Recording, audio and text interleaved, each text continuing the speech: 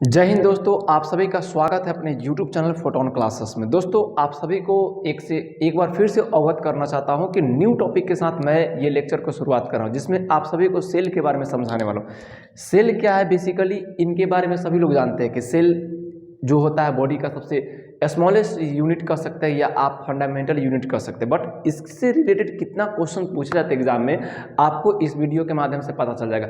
यदि आप सचिवालय, यदि आप किसी भी कॉम्पिटिटिव एग्जाम की तैयारी कर रहे हैं या अभी आप क्लास 9 से लेकर 12th के बीच में अभी हैं, तो उन सभी के लिए ये वीडियो बहुत ही इंपॉर्टेंट है, जो आपको इन्फॉर्मेटिव वीडियो बताने वाला है। ठीक है, तो आप शुरू से लेकर अंत तक इस वीडियो को देखें शांति से, साथ में नोटबुक को लेकर बैठे, ताकि आप एक एक चीज़ों को नोट करते सकें, ताकि आपका जब एग्जाम हो तो उसमें आप रिवीजन कर सकते हैं अच्छे से। तो चलिए, टॉपिक का हाईलाइट आप देख सकते हैं, सारा चीज़ों को मैं हाईलाइट कर दिए इसी पे, ताकि आपको मेरे साथ साथ आपको लिखना ना पड़े, समझते चलिएगा। बाद में फिर इसका स्क्रीनशॉट लेकर आराम से लिख लीजिएगा। ठीक है, सेल के बारे में यदि आपसे बात किया जाए कि सेल क्या है, तो पता होगा आपको कि सेल जो होता है बॉडी का सबसे फंडामेंटल यूनिट है। सर, ये फंडामेंटल यूनिट का अर्थ क्या होता है? जैसे आपको पता होगा कि एक पत्थर, बड़े पत्थर देखे होंगे आप लोग, क्या वो पत्थर के निर्माण के बारे में यदि बात करते होंगे, उसके स्ट्रक्चर के बारे में, तो क्या वो एक ही बार अचानक से एक बड़ा पत्थर का रूप लिया होगा? नहीं, छोटे छोटे कण का आपस में अट्रैक्शन से, छोटे छोटे कण का आपस में अट्रैक्शन से एक बड़े मॉलिक्यूल्स का निर्माण होगा, वही तो रूप लिया पत्थर। सेम एज इट इज हम लोग की जो बॉडी है, हम लोग के जो शरीर है, वो ऐसा ही है। हम लोग छोटे छोटे छोटे छोटे सेल से मिले हैं, तब जाके एक बॉडी का निर्माण हुआ है। तो आपसे एग्जामिनर ये क्वेश्चन कर दे कि व्हाट इज सेल, सेल क्या है, कोशिका क्या है, आप इन सिंपल आंसर कर दीजिएगा कि cell is the structure and the fundamental unit of life. कोशिका सजीवों की संरचनात्मक और क्रियात्मक इकाई है। पहला क्वेश्चन का आंसर एकदम कंप्लीट। आप इसको रिकैप करते रहिएगा, एग्जाम में कितना बार क्वेश्चन पूछता है। चाहे आप कोई भी एग्जाम दे दो, नेवी दे दो, एयरफोर्स दे दो, एनडीए दे दो, बिहार सचिवालय दे दो, कुछ भी दे दो, चाहे जनरल कंपटीशन के छोड़कर आप एंट्रेंस एग्जाम दे दो, उन सभी में क्वेश्चन भरा हुआ है पूरी तरीके से।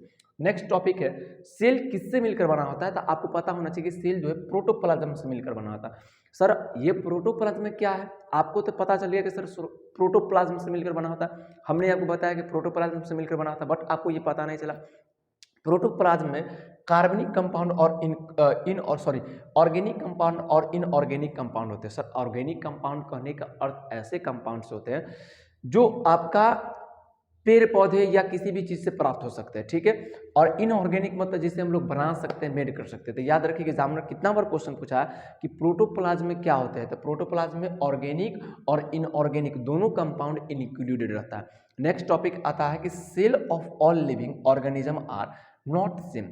जैसे मान लीजिए मेरे भाई, हम हैं एक मनुष्य, अब मेरे सामने यदि कोई बड़ा, बहुत बड़ा विशाल जानवर आ जाए जो हमसे भी सीनियर, हमसे भी बहुत ज़्यादा उसके पास ताकत हो, सेल हो, जैसे हाथी का एग्जांपल लीजिए ना, हाथी और चींटी आप लोग देखें, हाथी के जो सेल होगा, उसके पास जितना नंबर ऑफ सेल होगा, उसका जो शेप होगा, उसका जो साइज होगा, क्या एक चींटी का शेप साइज मैच कर सकता है? नहीं ना।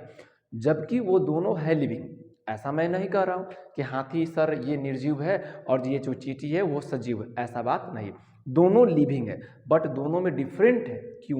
क्योंकि उसका स्ट्रक्चर अलग है, उसका शेप अलग है, साइज अलग है, साथ में नंबर ऑफ सेल भी अलग है। तो आपसे एग्जामिनर ये भी क्वेश्चन बार बार कहता है कि बताइए सभी सजीवों का सेल मतलब कोशिका समान हो सकते हैं? तो बिल्कुल नहीं हो सकते हैं। ठीक है, तो ये किस पे डिपेंड करता है? तो ये उसके फंक्शन पे डिपेंड करता है। ठीक है, फंक्शन का अर्थ हुआ उसके कार्य पे डिपेंड करता है कि सेल, नंबर ऑफ सेल कितने होंगे। ठीक है भाई, तो चलिए ये कॉन्सेप्ट भी क्लियर होगा आप लोग के, और ये सारी चीज़ समझ में आ रहा था। आप इसका नोट डाउन करते चलेंगे, ताकि आप एग्जाम में जब भी बैठे तो इसे एक बार आप रिकैप करें, आराम से आप एग्जाम को फाइट कर सकते हैं। मेरे भाई, वीडियो अच्छा लग रहा है तो वीडियो को लाइक करना है, और चैनल पर रहे तो चैनल को भी करना है सब्सक्राइब, और दोस्त के पास बिल्कुल शेयर करना है। ऐसा मैं नहीं कर रहा हूँ कि मेरी वीडियो को तुम पहले देखो, लाइक करो, सब तुमको समझ में आ रहा है बिल्कुल लाइक करो, नहीं आ रहा है डिसलाइक कर दो। मैं ये ओपनली कर रहा हूँ, समझ में आ रहा है लाइक करो, आगे मैं इसको शेयर करूँ। तुम यदि जितना हमको शेयर करोगे उतना हमको एनर्जेटिक मिल रहूँगा। ठीक है, और अच्छा कंटेंट देने का प्रयास करूँगा। अब चलो, एग्जाम में जो क्वेश्चन पूछते हैं उनसे रिलेटेड हम बात करते हैं। जैसे एग्जाम में क्वेश्चन हमेशा पूछता है सेल से रिलेटेड, सर सेल फलना चिलना क्या है, उससे रिलेटेड सारा कंसेप्ट क्लियर हो जाएगा। देखो, यदि हमसे पूछा जाए कि सर ये बताओ कि दुनिया का सबसे बड़ा सेल कौन सा है, सर दुनिया की सबसे बड़ा सेल, गजब नाम दे दिए। दुनिया यहाँ पे लगाया हुआ शब्द नहीं है, बट आप याद रखिएगा कि हम बिगेस्ट सेल लिखे। तो बिगेस्ट सेल जब भी हम पूछ रहे हैं आपसे तो वर्ल्ड का, डब्ल्यू और आइलैंड, दुनिया का पूछ रहे हैं। दुनिया मतलब ऐसा मत समझ लीजिएगा कि पृथ्वी का, हाँ जी पृथ्वी, पृथ्वी ही पूछ रहे, बिगेस्ट सेल ऑफ पृथ्वी अर्थ। तो याद रखिएगा पूरी दुनिया का सबसे बड़ा सेल जो है वो है ऑस्टर्ड के अंडा का। शुतुरमुर्ग का अंडा आप लोग जानते होंगे, खैर आप लोग देखे भी नहीं होंगे तो कोई बात नहीं, बस याद रखना कि शुतुरमुर्ग का अंडा होता है। फिर स्मॉलेस्ट सेल की यदि बात करते हैं कि दुनिया का सबसे छोटा से छोटा सेल, तो ये आप याद रखिएगा, ये होता है माइक्रोप्लाज्मा। ये याद रखिएगा क्या होता है, माइक्रोप्लाज्मा या बैक्टीरिया, जिसे हम लोग अपने नंगी आंखों से नहीं देख सकते। इसके लिए हमें गैजेट की आवश्यकता पड़ता है, बहुत ही हाई फाई गैजेट, जिसे हम लोग माइक्रोस्कोप के नाम से जानते हैं। ये माइक्रोस्कोप क्या है इसके बारे में हम लोग डिस्कस करेंगे जब हम लोग पेज ऐड करें, तो इसमें भी थोड़ा सा डिस्कस कर। देखो माइक्रोस्कोप क्या है, इस पेज में जब हम आएंगे ना तो इसमें डिस्कस कर देंगे। तो मेरे भाई अभी आप यहाँ पे याद रखिएगा कि आपसे क्वेश्चन करा जाए कि दुनिया का सबसे बड़ा सेल बताइए तो ऑस्टेड के एग होता है। सबसे छोटा सेल बताइए तो ये याद रखेगा कि माइक्रोस्कोप माइक्रोप्लाज्मा होता है। अब अपनी बॉडी, ह्यूमन बॉडी, जैसे ह्यूमन बॉडी है, आप जो वीडियो देख रहे हो वो भी ह्यूमन बॉडी। ऐसा नहीं कि मेरा वीडियो कोई जानवर देख रहा होगा, आप ही देख रहे होंगे ह्यूमन बॉडी। चलो तो अब क्वेश्चन यहाँ से आता है, biggest cell of human. Human मतलब कि मनुष्य के शरीर के सबसे बड़ा सेल बताओ, क्या आंसर होगा इसका। तो ये याद रखो ओवा, मतलब कि अर्थ होता है अंडाणु। ठीक है, next smallest cell of human, सबसे छोटा सेल बताओ मनुष्य का। तो याद रखिएगा दिमाग का भी एक पार्ट होता है जिसका नाम होता है सेरिब्रम।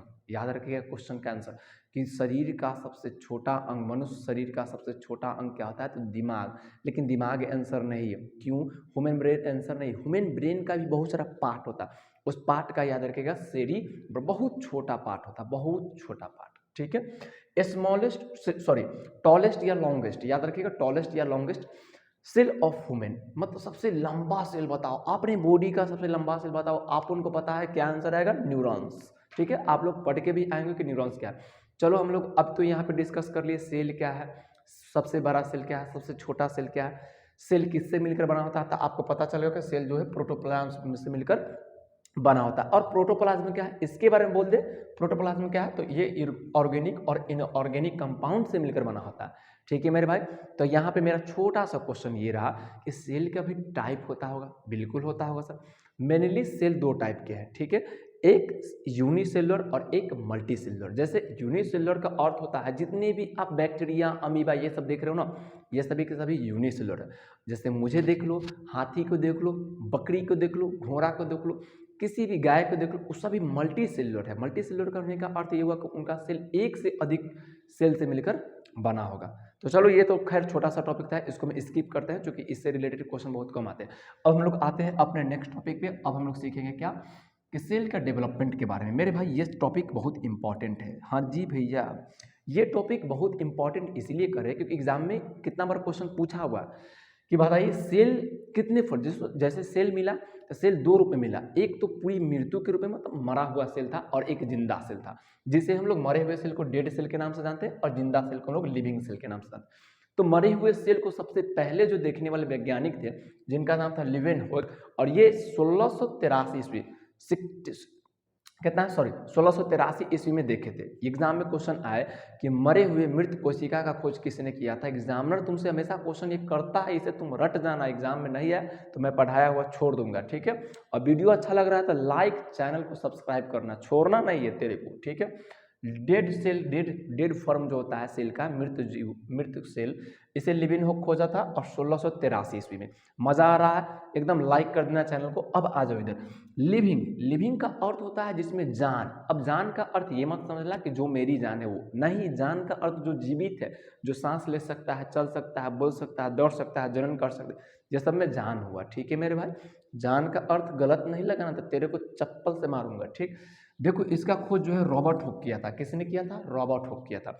अब ये कौन है, ये महोदय एक बहुत बड़ा साइंटिस्ट है जिसने सबसे पहले सेल को देखा लिविंग फॉर्म में, रॉबर्ट हुक ने। अब ये क्वेश्चन है कि रॉबर्ट हुक देखा तो सही, कब देखा, तो 1665 ईस्वी में। हाँ जी, तो ये किस पे एक्सपेरिमेंट किया, अब हमें कैसे पता चलेगा कि एक्सपेरिमेंट किया या नहीं किया। नहीं, ये किया था एक्सपेरिमेंट किस पे, तो कॉर्क पे। कॉर्क क्या था, कॉर्क एक मृत कॉर्क था, पेड़ के छाल को हम लोग कॉर्क कहते हैं, ठीक है मेरे भाई। तो उस पर इसने एक्सपेरिमेंट किया और कहा कि नहीं, सेल जो है लिविंग होता है, ठीक है।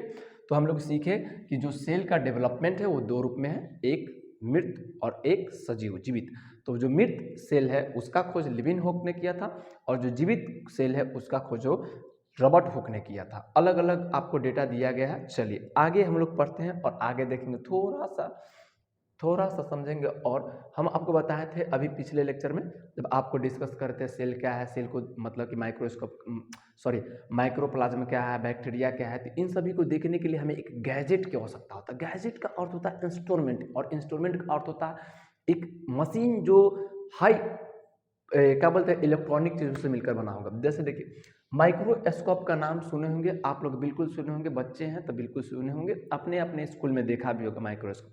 बट जो स्कूल में माइक्रोस्कोप देखा होगा ऐसा नहीं कि वो इलेक्ट्रॉनिक माइक्रोस्कोप है, वो चलता है इलेक्ट्रॉनिक पे बट है नहीं। आप समझना माइक्रोस्कोप की खेला। Microscope is a very high resolution in instrument that are used for observing the fine detail. Microscope एक कह सकते हैं कि इंस्ट्रूमेंट है जिससे हम लोग किसी भी चीज़ को फाइन देखते हैं। फाइन का अर्थ होता है क्लीन।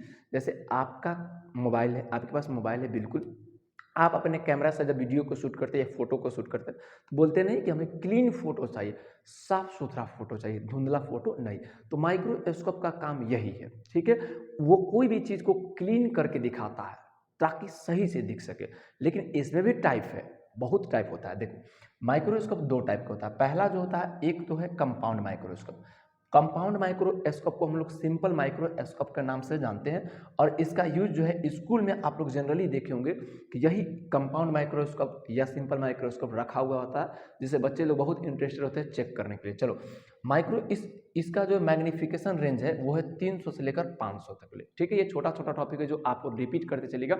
एग्जामिनर कहाँ पे क्वेश्चन कैसे करेगा हम आपको बता देंगे, बट आप इसे भी छोड़े नहीं, इग्नोर करिएगा तो आपको दुनिया से इग्नोर कर देगा, ठीक है। तो सारे टॉपिक को आप तसल्ली से लिखते चले और समझते चले, बेस्ट रहेगा।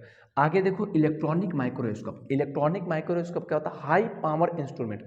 हाई पावर इंस्ट्रूमेंट का अर्थ ये होता है कि सर ये इसमें पावर बहुत ज़्यादा आता है। कहने का अर्थ है कि तुम्हारे पास मोबाइल है, बिल्कुल है, मेरे पास सैमसंग का मोबाइल है और तेरे पास आईफोन है, ठीक है। अब जो मेरा सैमसंग का मोबाइल वो है मात्र 10,000 के, और तेरे पास जो आईफोन है वो है 50,000 का। तो जाहिर सी बात है कि जो तेरा कैमरा होगा काफ़ी अच्छा होगा और जो मेरा कैमरा होगा लो होगा। सिंपल सी बात है, लो होगा, पूरा प्योर नहीं दिखाई दे रहा होगा। सेम यहाँ पे बात आता है कि माइक्रोस्कोप में जो कंपाउंड माइक्रोस्कोप वो लो कैमरा वाले हैं, ठीक है।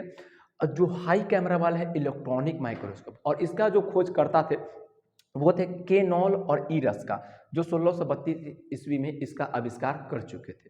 तो ये लेक्चर तुमको कैसा लगा, और तुम ये कमेंट करके जरूर बताना कि हाँ ये लेक्चर इन्फॉर्मेटिव था, एग्जाम से रिलेटेड क्वेश्चन आ सकता है।